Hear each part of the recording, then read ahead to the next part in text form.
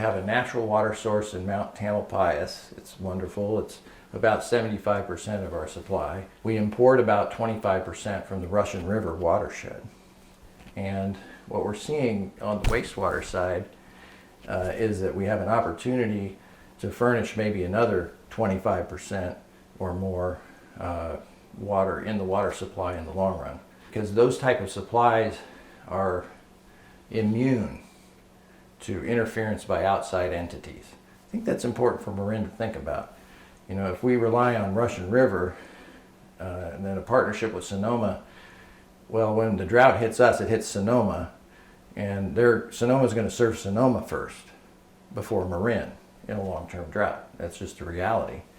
So we're relying on that in our long-term supply. Maybe if we supplant that reliance on manufactured water, whether it's from recycled water or desalination or both, we then are no longer dependent on the generosity of others. And we're making, we're self-sufficient in both of our wonderful natural watershed at Mount Tamalpais, as well as manufacturing water beneficially from wastewater and potentially from brackish bay water. How would you compare recycling water with desalination, how it could work in tandem with conservation? Conservation is something, a dial we turn when drought conditions are severe, and we do that extra, shorter shower and that kind of thing. But efficiency is key, and has been running in the background all these years in terms of appliance efficiencies and other, shower head efficiencies, all these things that really have added up and helped. And that has to be a commitment. It's really on the demand side. What's been missing in Marin County is a commitment and leadership on the supply side. With climate change, we saw this in the drought of 2012 to 2016. We couldn't make those assumptions about the hydrologic certainty, based on the past, and there was a need to really develop more resilient supplies statewide. Marin is just one of many communities that needs to do this. In Marin County, though, we didn't see the commitment to supply development that went hand in hand with the conservation commitment that we saw. And that makes us different than many places in the state that did both, supply development and conservation. So recycled water and desalination are two examples of supply development that would complement demand management related to efficiency and conservation. It's interesting because recycled water and desalination, engineering treatment processes are very similar. They both involve removing salt. There's a process called reverse osmosis, which is the industry standard, and it's getting more energy efficient as time goes by, and there's more demand for these type of treatment systems. So that's a positive trajectory in the industry. Because that's been a concern about both desalination and recycled water is the energy use. In recycled water, we are in wastewater systems, we're recovering energy from the methane that's in the wastewater, and that can help provide the energy for the recycled water type desalination, as well as bay water or brackish water or ocean water desalination. So I will say that recycled water and desalination have a lot in common because they have similar treatment processes. With recycled water, you have to do a little more work on the pathogen reduction side, which is something we have a lot of experience with and successful implementation around. So you add that on to a desalination plant, and then you're manufacturing clear, clean water that is suitable for tap water. I served on the state water board as the sanitary engineer for over 6.5 years during the 2012 to 2016 drought. In 2015, we adopted the statewide desalination policy, particularly oriented toward ocean desalination, which would apply in the Bay if Marin County opted to go that direction. The policy is very scientifically robust, and it is based on protecting the environment from both intake of water for desalination and the potential impacts to marine organisms, and also discharge of the RO concentrate or the brine, and making sure that we don't cause salinity problems or deoxygenation problems and suffocating of marine life through discharge. So it addresses both intake and discharge. And so a solution that would be environmentally responsible would take advantage of renewable energy that a wastewater plant can provide, among other things like solar and wind. But then it would also follow the state board's desalination policy to minimize impact on marine life from intake of water and from discharge of water. And I believe it is possible. We need to look into subsurface intakes, so we're not taking directly bringing in marine organisms into the pipe, but actually what's being looked at in southern Orange County right now are these slant wells where you drill wells under the ocean. You bring in some brackish groundwater from the land, so it's not completely ocean salinity. And we should really seriously look at this in Marin County as a possible environmentally benign way of bringing in ocean water. And you can think of it as, bay water, which is like ocean water. You can think of it like the dilution effect that you get with the groundwater or the reservoir in indirect potable reuse. You can actually bring in water from these slant wells that wouldn't harm bay life, and it could make up water from the direct potable reuse and dilute it that way. So that it'd be maybe more publicly acceptable that fresh bay water is actually diluting the wastewater source. So there's some creative things that we can do within the existing policy framework of desalination, potable reuse that protect public health, protect the environment, and give Marin County a sustainable long-term water supply where they don't depend on anybody else but ourselves. Is IPR somehow safer than DPR?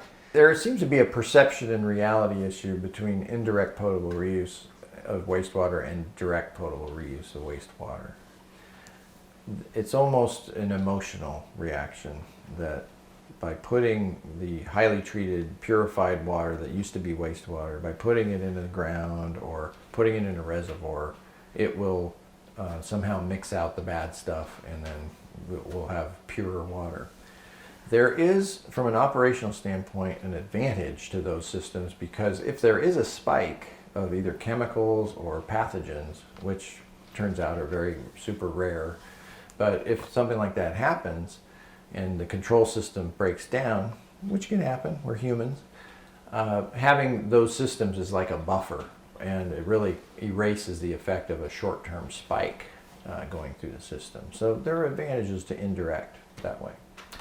But indirect also means you're putting purified water into the environment and now you have to treat it again, right? So it's to feel better about it and have that sense of buffer or whatever and the touch of nature, you're treating twice, right?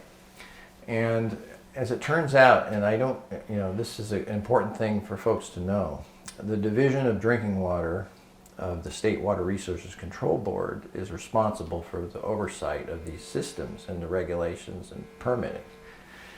And what they allow to be put in the ground in Orange County is actually as pure as what they would require for direct potable reuse. In other words, what they're already allowing to go into a reservoir or the ground meets drinking water standards. And I think that's an important point. There's some fine-tuning with control strategies between the two because you have to be able to react quicker on direct potable reuse. But in the end, most of the planning engineers and managers that are doing potable reuse in the state of California today are planning for direct potable reuse for its economic benefits, not having to treat things twice, and just for the more direct control of things. And in the end, it's very pure, whether we're allowing it to go in the ground or going directly into the tap water system. What do you think the greatest resistance to any of those solutions in Marin specifically would be? I respect our culture here in Marin County and what we've been able to accomplish, our sensitivity and sensibility about public health protection, environmental protection. And so any water supply solution needs to address these issues head on. We need a sustainable approach, and we need to address questions about chemical contamination, pathogen control, impact to the environment from discharges or intake, those type of questions, which I believe, as a civil engineer with an environmental background, I think these things can be managed and addressed through proper design and construction and implementation. So these are valid questions, but the science is being done over and over throughout the state, and we can really rely on these expert research efforts to answer these questions about how reliable are these systems, are there concerns about constituents of emerging concern in terms of pollution, and what's being done to make sure that public health is protected. Tell me about the other issue of cost. Another important issue is cost and affordability of water supply, and what kind of capital outlay are we talking about? What kind of commitment are we talking about as far as ongoing operation and maintenance, having the skilled staff necessary? And so we do need to chart all of that out. But when you do a cost-benefit analysis, you really need to look at life cycle costs and look at emergency costs. Look what happened to us in summer of 2021 in Marin County. The rest of the Bay Area didn't have near the restrictive requirements that we faced as residents in Marin Municipal Water District. It wasn't just residents, it was even public agencies that were prohibited from using potable water for things like soil compaction, in trenches and dust control. We had to cart in water from Richmond to do these basic things. And it was draconian, and we were 6 months away from running out of water, but the rest of the Bay Area wasn't, right? What led to that? And it was a lack of supply development. And these were emergency costs that were foisted on the residents of Marin County and the other agencies. And, in hindsight, not really necessary had the supply development been going on as was initiated in the late 2000s with the pilot work on desalination. That was abandoned. And there we were in the summer of 21, the lone agency in the Bay Area that had these draconian restrictions. So think of those costs and think of those emergency costs that we avoid when we invest in supply development, like potable reuse, like desalination, and create that resilient supply that's local and that no one else can control. There's a value in that, and you've probably seen the graphs, but when water runs out, the value goes up exponentially. People are willing to pay, basically bottled water prices. You truck in bottled water when you run out of water, and that's what communities in Central California have done. That's what Cape Town, South Africa was doing when they were about to run out of water. And that's the cost of water that you need to consider when you are evaluating these investments that create that resiliency. And in the end, it's measured by whether when you turn on the tap, does the water come out? How could this work in Marin, and when would it come to pass? Projects do take a long time to go from the conceptual stage to actually delivering drinking water. And part of that is the public outreach part, which is very critical, that the public is comfortable with, and the decision makers are comfortable with this idea of making beneficial use of wastewater in the water supply. But since it's becoming more of a recognized tool for drought resiliency, recognized by Governor Newsom's sustainability initiatives and water resilience portfolio initiatives, it's a path worth embarking upon. So it's more of a long-range water supply option, but you have to get started, and you have to have leadership that has the bold vision to get started and to finance it, do the outreach to help support it, and make all the partnerships that is necessary to do it, because it's more than one agency. It's not just the water district. The wastewater agencies have to be at the table. Public health agencies, the state Division of Drinking Water must be invited at the very beginning of all of this, and they are doing that in other communities around the state. So it's a 5 to 10 year endeavor to get everything lined up. But the rewards are long term. This is, what we've identified is 1/4 of the water supply that we require for Marin County could be supplied by this resource, maybe more than 1/4. What are you most fearful of going forward with Marin water? I'm concerned that we'll continue on the path that we're on, which is focusing on demand management and not on supply development. This has plagued the Marin Water District since I've worked with them in the 2000s. We've seen some movement, in partnership with our colleagues at Las Colinas Sanitary District to enhance the non-potable treatment system there.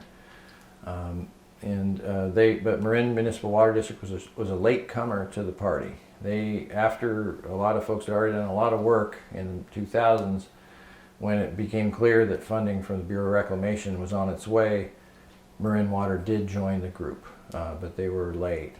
And so this is a pattern I've observed, and so my greatest fear is that this pattern will continue, and we'll study things, and we'll put off, actually starting processes to develop these local water supplies, and rely on outside entities like Sonoma or East Bay Mud or partnerships regionally, which are important, but that's not the primary focus for a local sustainable supply.